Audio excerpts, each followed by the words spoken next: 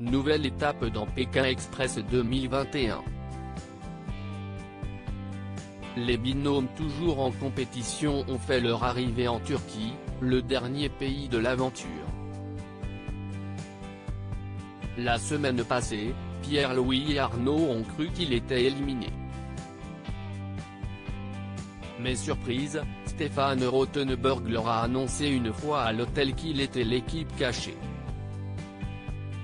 Ils ont donc tout fait pour que les autres candidats ne les voient pas tout au long de la course, lors de l'épisode du 6 avril.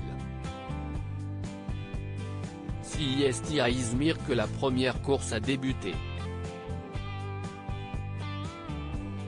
Chaque binôme devait prendre un anchois, aller au marché près de la place où il se trouvait et négocier pour quelque chose de plus cher. Et il devait ensuite trouver un autre objet encore plus cher et ainsi de suite. Le but était d'avoir 30 livres turcs pour traverser la baie d'Izmir. Une fois tout le monde parti, Pierre-Louis et Arnaud ont retrouvé Stéphane Rothenberg. Ils ont appris qu'ils devaient arriver dans le top 2 à la fin de l'étape, sans se faire repérer. Auquel cas, ils risquaient l'élimination. Contrairement à la Grèce, les équipes n'ont pas fait face à de nombreux refus. Tous ont pu sans grand souci atteindre leur objectif. Malgré tout, les frères Fêtard n'étaient pas très rassurés, car ils avaient peur d'être vus par leurs concurrents.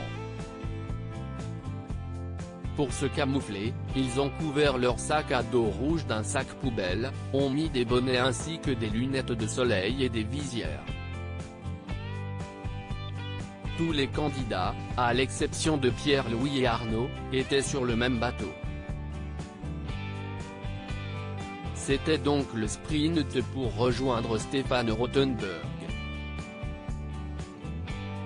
Malheureusement pour lui, Noël s'est pris les sangles d'une barrière et a perdu de précieuses minutes sans que son binôme ne le voie. Malgré tout, il a réussi à dépasser de nouveau tout le monde et a ainsi permis à son binôme de remporter la course. Ils ont donc pu profiter d'une journée dans un hôtel et étaient qualifiés pour l'épreuve d'immunité. Avant cela, tous ont appris qu'il y avait l'équipe cachée. Ils devaient toucher leur sac pour les éliminer d'office. Moment rare pour Aurore et Jonathan pour la nouvelle course, direction Hierapolis à 226 km. Avant de partir, les binômes ont décidé d'attendre Pierre-Louis et Arnaud à la sortie du bateau pour tenter de les attraper.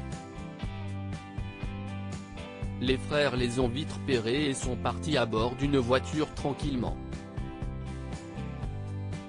Christophe et Claire, Aurore et Jonathan puis Rosemary et Cynthia ont donc fait du stop pour se rendre à destination, sans manquer de vérifier s'ils ne voyaient pas l'équipe cachée. Le père et la fille sont arrivés en tête, suivis de Rosemary et Cynthia. Ils ont donc disputé l'épreuve d'immunité. Avant cela, il fallait trouver une habitation pour la nuit. Et Aurore et Jonathan ont eu la chance de vivre à un moment rare. Ils ont trouvé refuge chez un derviche tourneur, nom en référence à leur danse appelée Sama, dont les mouvements rappellent ceux d'une toupie. Le couple a pu essayer cette danse sous le regard touchant de leurs hôtes. Les autres binômes ont aussi profité de la générosité des locaux. Pierre-Louis et Arnaud par exemple ont assisté à la rencontre entre deux familles dont les enfants allaient se marier. Place à l'épreuve d'immunité le lendemain. Le but, tenir un bras levé le plus longtemps possible. Le poignet était attaché à une corde reliée à un seau. S'il le baissait, Le contenu du saut se reversait donc sur eux et c'était l'élimination. C'est finalement Rosemary qui a offert la victoire à son binôme après plus d'1h30 d'effort. Elles étaient donc qualifiées pour la prochaine étape. Un accident qui change toute dernière course pour les binômes. Tous devaient se rendre à Fazli, à 317 km de Pan-Oukal. La première équipe à rejoindre Stefan Rothenberg était qualifiée pour la semaine suivante. S'il voulait échapper au duel final, il fallait attraper Pierre-Louis et Arnaud. Chacun a tout donné et Jonathan a fait preuve de générosité et de loyauté. Alors que l'un de ses chauffeurs a eu un problème avec sa voiture, il a oublié l'épreuve et est resté avec sa femme pour l'aider. Aurore et lui ont ensuite cherché un nouveau véhicule.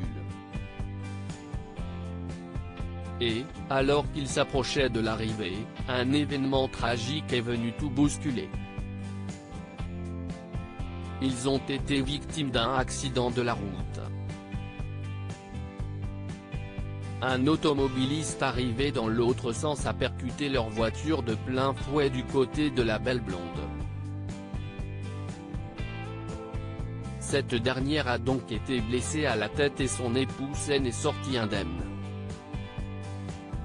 Les deux candidats, leurs caméramans et journalistes ont été emmenés directement à l'hôpital le plus proche. L'automobiliste est décédé comme l'a précisé le Bel Hommage à la fin de l'épisode.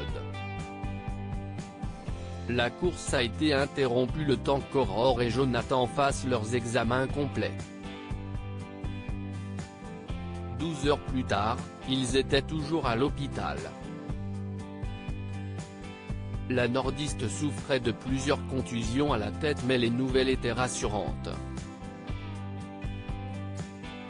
Stefan Rothenberg a finalement annoncé aux participants qu'il restait en observation. Ils étaient donc forfaits pour le reste de la compétition.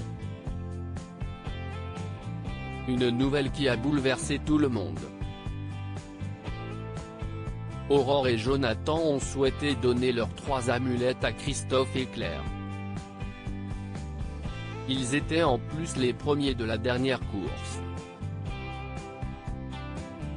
Vu les circonstances, Pierre-Louis et Arnaud sont restés dans la compétition malgré leur échec. Pour la suite de l'aventure, ils ont souhaité faire honneur à leurs amis du Nord.